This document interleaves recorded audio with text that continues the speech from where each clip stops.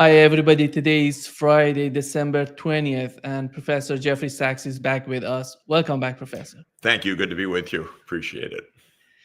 Let's get started with the assassination of a Russian general. And when you put this picture together with what has happened in Syria, Georgia, and Romania, are we heading toward a new escalation in the war in Ukraine? We are in the final throes of the Biden administration, which has been a disaster, which I think is aiming to provoke in its last days.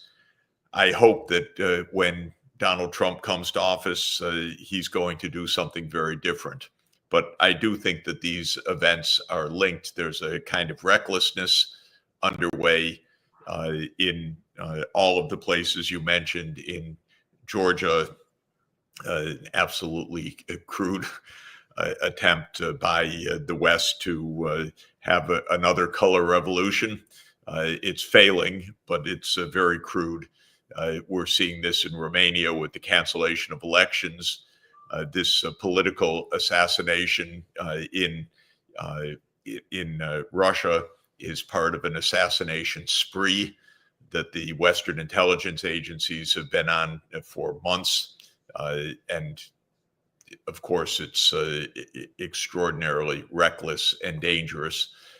And of course, to top it all off, Biden's, or whoever did it in the US, because we never hear from Biden anymore, but the Biden administration's approval of long-range strikes of attack and missiles in Russia, completely reckless, meaningless militarily, geopolitically, absolutely awful and irresponsible of a failed administration that's been voted out of office and will be leaving in a few weeks. So I do think that this kind of lawlessness and recklessness is a bit of an end game.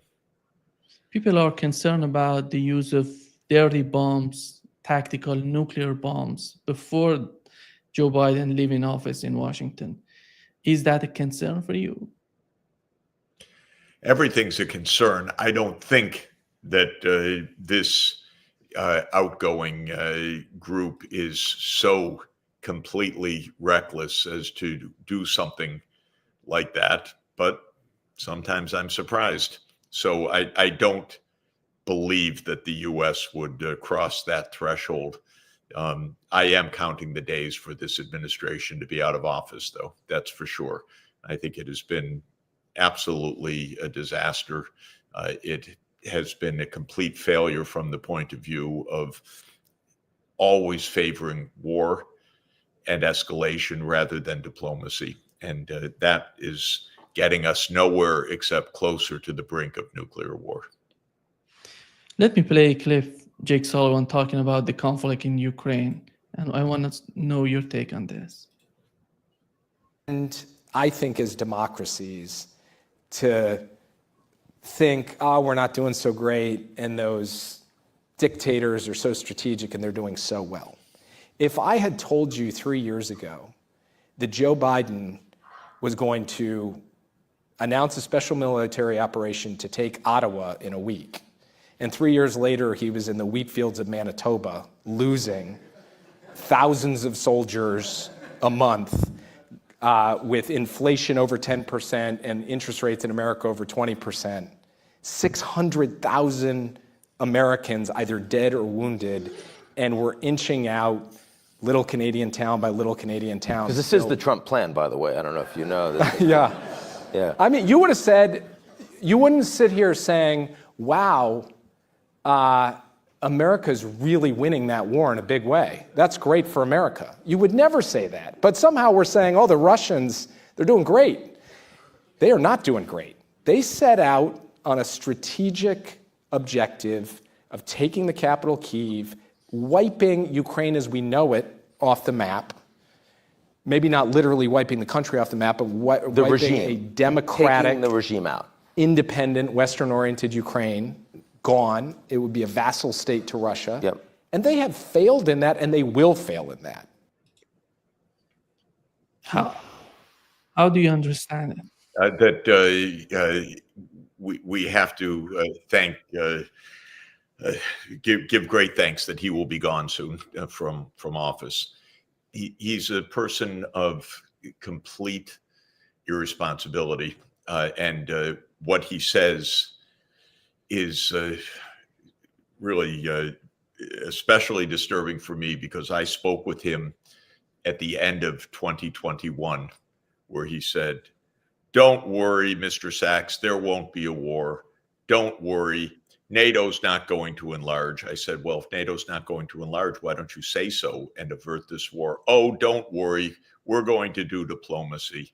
And now there are perhaps 600 or 700,000 Ukrainians dead, and he's chortling on about how wonderful everything is. He's been a complete disaster. But you see, he thinks this is all a game. Yes, let's laugh. It's a joke. We don't count the dead. We don't count the fact that diplomacy was utterly neglected on his watch, that he did not have the wherewithal to say, let's avoid this war because it's based on a U.S. provocation that he played a role in his own career in an earlier vintage, when he was the national security advisor for Biden as vice president in 2014 and participated in the coup that overthrew Yanukovych. So Sullivan has just been absolutely terrible. He does not see the tragedy of what has happened, the bloodshed that has happened on his watch. His narrative is completely phony, as he certainly knows, because the truth, as everybody understands, is that in February 2022, Russia's aim was to bring Ukraine to the negotiating table and to negotiate an arrangement in which NATO enlargement would stop. That happened within days of the opening of the special military operation. Zelensky said, okay, let's negotiate.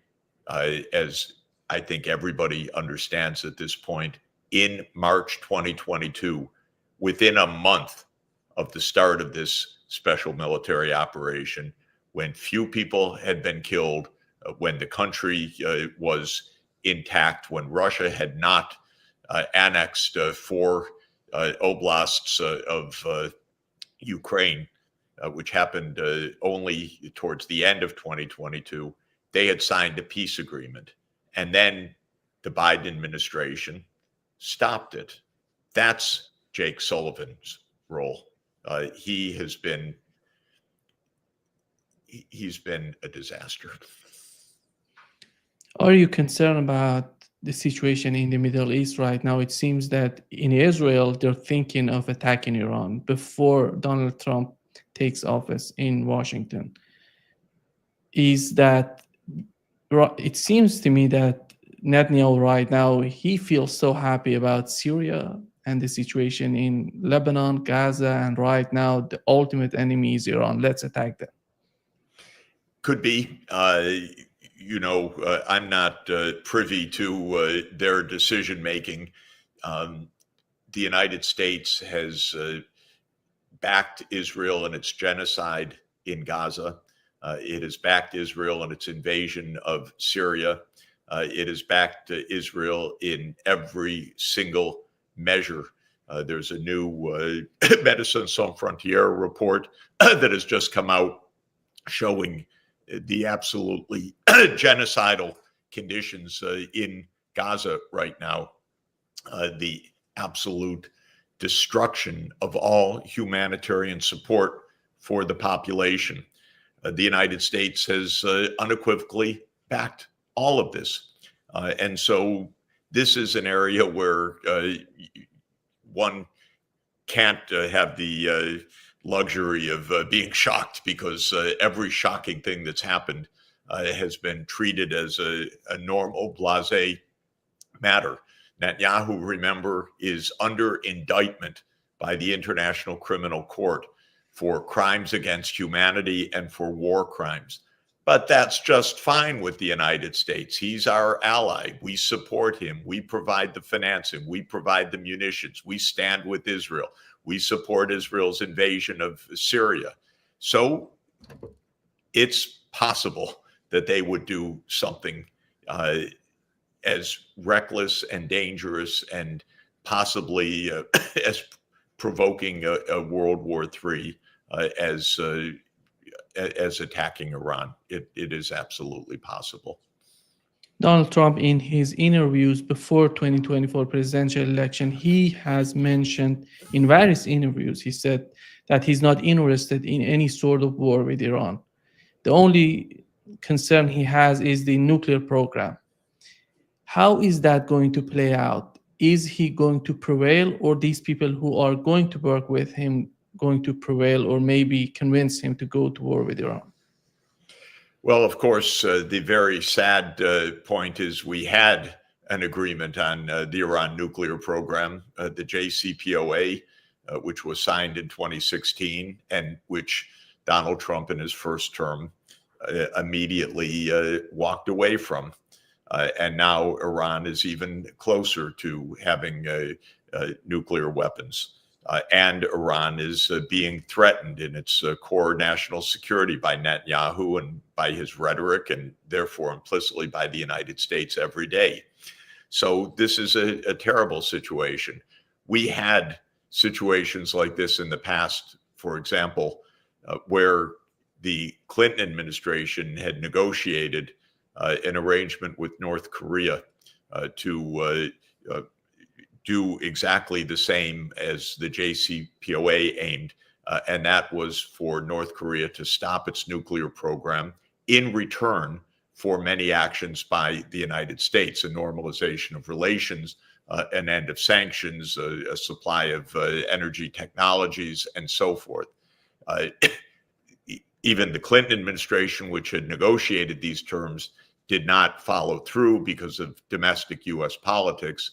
But then when the Bush Jr. administration came in 2001, his chief advisor, John Bolton, argued for breaking the agreement, and the agreement was broken. And what did it get us? It got us a heavily nuclear armed North Korea with intercontinental ballistic missile capacity as well.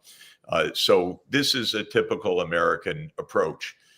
Threaten, bluster, don't negotiate, don't follow through. And what do you end up with? The opposite of what you're aiming for. You end up with the opposite of national security. What is Trump going to do? I don't know. His administration is filled with ardent pro-Israel figures. He himself has a record of having opposed the JCPOA. His talk about Iran is often extraordinarily harsh. I have spoken with senior Iranian officials throughout the past year. There is every possibility for peace. There's every possibility for negotiation. Whether the United States in the second Trump administration takes that, I can only hope so, but I have no high confidence in that. I do believe that President Trump wants to end the war in Ukraine. I think in general, he's not interested in dragging the United States into any new war, but whether he will pursue the diplomacy needed to achieve the aims of nuclear nonproliferation and peace remains to be seen. The Israel lobby in the United States is relentless. It's powerful. It continues to have a strong hold, not only on the outgoing administration, but on the incoming administration. And it requires a strong presidential leadership to say, following the Israel lobby is not in the American interest. This is very important. It's difficult politically for a president to do, but it's a difficult job. I regard that as the responsibility of a president to protect American security. Going to war with Iran would be the opposite of protecting American security. The situation in Syria was a huge disagreement between Iran and Turkey, which are two important players in that region. Do you think the fall of Assad would bring them closer, or would they work together to bring some sort of sanity to the region and the difficulties that we're witnessing right now? I think Syria will continue to be a killing field. It will continue to be a battleground. I don't believe myself that there's likely to be any kind of unified Syria in the coming years. Israel has invaded in the south. The United States backs Kurds in the northeast. Turkey has supported the jihadists, not only in the most recent action to take Damascus, but to enter into battle with the Kurdish forces. Iran has strong interests and is not going away. The idea that this is somehow in any way likely to be settled strikes me as very, very over-optimistic. All of the experience of Western regime change, and this is another Western regime change.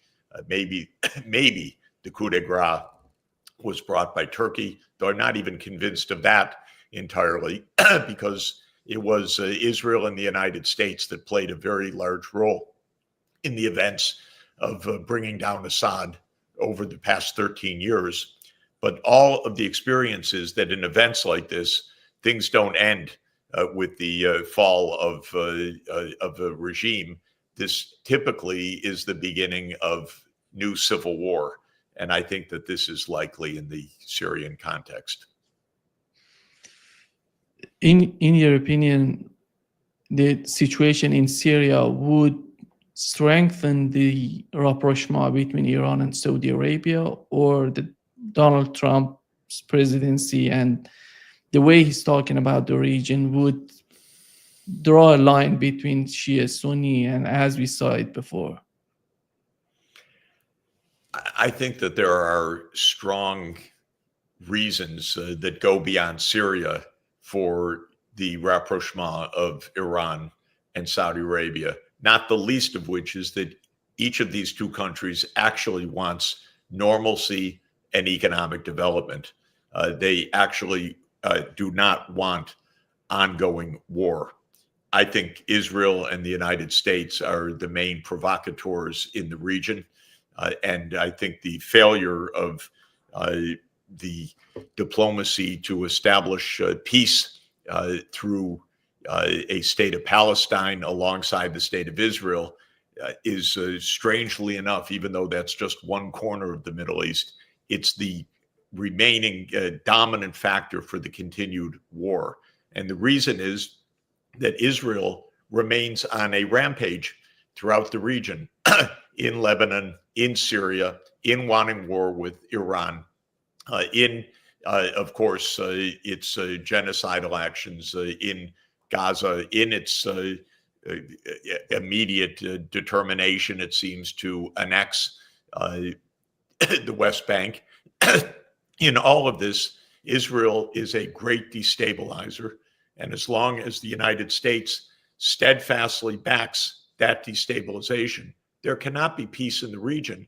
But there is a common interest of Iran and Saudi Arabia in not having this spill into a generalized regional war. And this is the direction it will head if there is a breakdown in that new rapprochement, or if the United States continues to back Israel in its, I think, utterly reckless and destructive vision of the greater Israel, so-called. We had a meeting between Erdogan and Ursula von der Leyen in which they were talking about the sovereignty of Syria. UN Secretary General Antonio Guterres, he talked about it again today. Do you see that we are heading towards some sort of political confrontation between Turkey and Israel, or maybe the United States? Because as you've mentioned, there is a conflict with the Kurds in Syria between the United States and Turkey. How is that going to play out between Turkey and Israel? Everything is possible right now in the Middle East. Israel wants wider war. It wants to pull Trump into a wider war. There will be people in his government that want a wider war. There will be people that oppose it. And Netanyahu definitely is angling for a wider war. So, unfortunately, in our world, the decisions of a few people shape the fates of tens or hundreds of millions of people, or even billions of people. And that's the situation that we're in right now. Nobody gets to vote on this. This is a decision of a few people, and they do not behave well very often. So, of course, there could be war between Turkish-backed forces and the United States. There could be easily war between Turkish-backed forces and Israel. That would bring a wider war. There could be a new war with Iran. We don't have clarity on this. The Israel lobby in the United States has been so dominant and so reckless, and Netanyahu is absolutely so profoundly irresponsible, and his government is perhaps even worse than Netanyahu, though that's a little hard to say. But this is a completely extremist government that is absolutely aiming for a wider war. So I'm hoping that sanity prevails, but I'm not counting on it. As we talk about all of these conflicts in Syria, Lebanon, with Iran, and we know that the situation in Gaza, in Palestine, in the West Bank is so dire right now. In your opinion, what would be the proper solution for the conflict in Gaza, in the West Bank? Well, this is absolutely obvious. We are one vote away from a solution that would bring peace to the Middle East. And that one vote is the veto that the United States imposed on having a state of Palestine as a sovereign state alongside Israel on the borders of the 4th of June, 1967, according to international law. The United States has vetoed this on behalf of Israel. This, to my mind, is the root of the conflicts throughout the region. The Netanyahu doctrine is there will never be a Palestinian state. And because of that, there will be resistance to Israel. And because of that, Israel must be at war with every government in the region that supports the Palestinian cause. And this goes back 30 years. And Israel has provoked wars all over the region to try to replace regimes that are behind Palestine and behind Hamas and Hezbollah, who fight for Palestine. And so rather than having peace, we have war. And the United States has gone to war on Israel's behalf repeatedly, to the great detriment of the world, to the great detriment of the United States, and to the great detriment, in my view, of Israel's long-term security as well. In the meantime, the Palestinians are suffering a genocide right now. And I think the International Court of Justice is likely to make an official judicial finding of that when it rules on the application filed by South Africa about Israel's alleged violation of the Genocide Convention. We could have peace straightforwardly. Two states. By the way, the UN General Assembly voted again as it does repeatedly, for Palestinian political self-determination. This time the vote was 172 countries in favor and 7 countries against.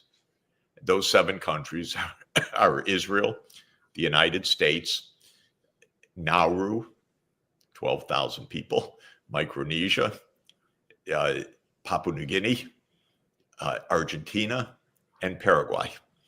That's it, 7 countries. They constitute 5% of the world's population. 91% of the world's population voted for Palestinian political self-determination.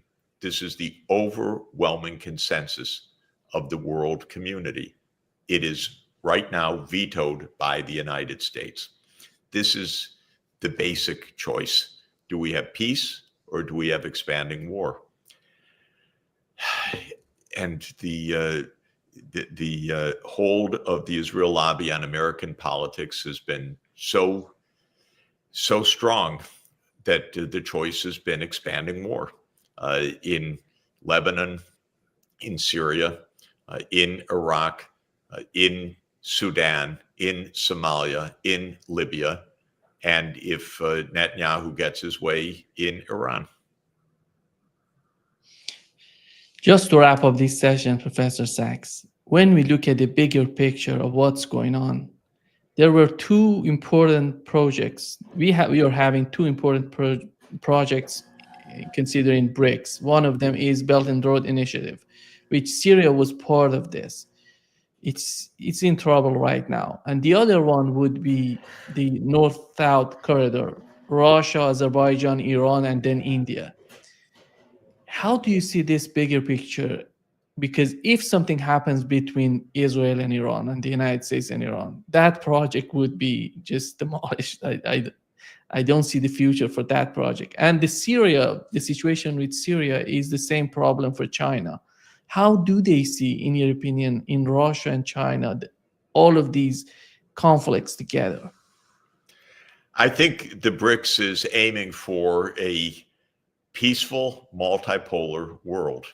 Of course, the United States says the opposite, that the BRICS are aiming to bring down the so-called rules-based order.